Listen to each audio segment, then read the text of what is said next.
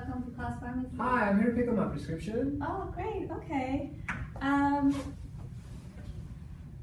I please get your name? Mr. Johnson. Mr. Johnson, okay, Mr. Johnson. It looks like it's your first time receiving this prescription of Humalog Quick Pen. Yes, this is very strange for me. Oh, I'm sorry to hear that. I totally understand how you may feel when it's your first time being diagnosed with a disease like diabetes, but this medication is gonna help you to manage your disease. That would be great. Can you give me some more information about this medication and how do I use it? Yeah, definitely.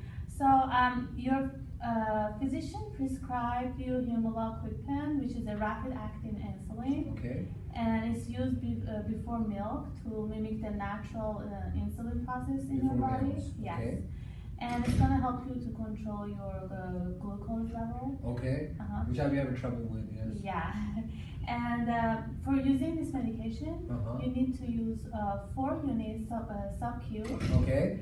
And 3 times a day prior to each meal. So you gotta make sure to have it before your meal. Okay. And it should be injected 15 minutes before any carbohydrate meal you have.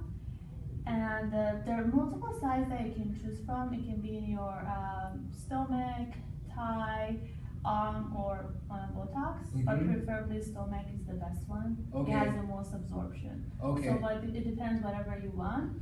And once you choose the place of the injection, then you can you should rotate around that side so you won't have any like irritation or anything. Yeah. Like Wow, that's really helpful.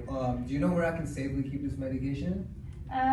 So first it needs to be in the refrigerator, but once you open it, it needs to be kept in the room temperature. Okay, room temperature. Yeah, for 28 days. 28 days. Yeah, so it's good to so after I open, I can leave it in the room for 28 days. Yeah, 28 days, but it should be away from heat and light. Okay.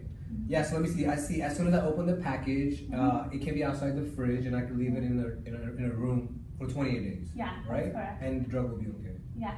Okay. And make sure the solution is clear and colorless before using it. Yeah, so you gotta make sure it's clear. And it shouldn't be frozen. Okay. So yeah, double check. So what are the possible side effects if I take this drug? Is it really safe for me? This medication is considered safe and effective as the other rapid-acting insulins. Okay.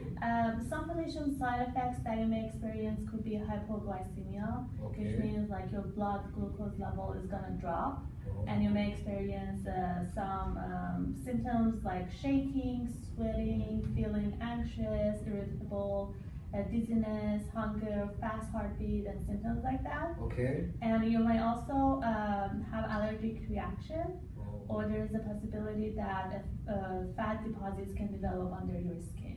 Okay. Now, is there something I can do to reduce these side effects? If you're feeling hypoglycemic, you can check your blood sugar to verify if it's under 70. Okay. And if it's under 70, you can treat it by having 15 grams of quick sugar. Oh, like table sugar? It includes half a cup of orange juice, or 4 to 5 lifesavers, or 8 ounces of Gatorade, or stuff like that. Yeah.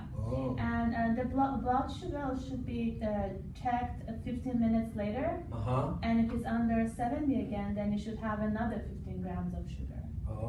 And when your blood sugar is above 70, then you can wait 15 minutes and then have a meal. So does that make sense? Yeah, to manage these levels, do I need any special diet or eat something? Yes, definitely. So as a newly diagnosed diabetic patient, it's important to develop like a comprehensive diet plan with a dietitian. Okay. However, there are some important points I can give you that could minimize consumptions of sugars and eat high fiber diet. Meals should be divided into quarters. A quarter lean meats and a quarter carbs and half vegetables. Okay. Yeah.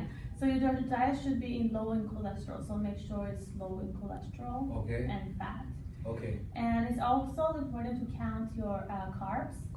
Yeah, like 1 unit of insulin is typically equal to 1 carbohydrate saving of 15 gram carbs. And 1 carbohydrate is equal to 1 slice of bread, 1/3 cup cup of cooked pasta, Okay. or rice, half cup of juice, and etc. Okay. And it's also important to exercise regularly. Okay. Yeah, exercise will lower your sugar level, and intense exercise exercise may lead to hypoglycemia. So you gotta be careful to kind of manage balance. it. Yeah, have it under balance. Okay. And it's important to eat snacks before you exercise, or to carry a snack with you just in case if you start feeling the symptoms that I explained to you. Yes. Yeah. Yes. So you can take those snacks whenever you feel that way. Okay. And also make sure that you're always hydrated. Oh, So like drink a lot of water? Yeah, at least 2 liters of water per day. 2 liters of water. Yeah, Okay. at least like 8 cups. 8 cups. Yes. All right. I'll try to do that. It's great. Do you know how many times I should check my blood sugar levels a day taking this medication? Yeah, you should check 4 times a day, and you should keep records of your glucose level and share them with your doctor next time in your next visit with your doctor. Okay. Yeah, and you should monitor it before breakfast, lunch, dinner, and before bedtime. So these are the 4 times, like but before you eat and before bedtime. Before bedtime. Yeah. Okay. And it should be, your blood sugar should be between 80 to 130. 80 to 130. When fasting before meal. Before meal. And less than 180 to 2 hours after meal. So less than 180, 2 hours after I eat. Yeah, like 1 hour to 2 hours after you eat, it should be less than 180. And before you eat, like when you're fasting, before taking meal, it should be around 80 to 130. 80 to 130. Yeah, so that's the average. Okay. Now, is it really necessary to check my blood sugar level 4 times a day? I don't really feel like poking myself so much. I totally understand that, but it's important to take the medication to control your blood sugar and monitor your sugar level frequently because you are being newly diagnosed with diabetes. Okay, yes. Yeah, and when your blood sugar are too high, you may not feel any different feelings like right away, but it can cause serious life-threatening conditions like diabetic ketoacidosis, as well as organ damage, limb damage, and blindness. So these are very serious side effects that you don't want to experience. Okay. So it's always important to monitor your sugar level and have them under control. Okay, diet and exercise. For all your information, it was so helpful. Of course, my pleasure. But before you leave, I just want you to know that it's important to follow up with your doctor. Okay. And regularly, and you should also see your optometrist. Okay. Yeah, annually, and dentist every 6 months. Every 6 months. Okay. Yeah.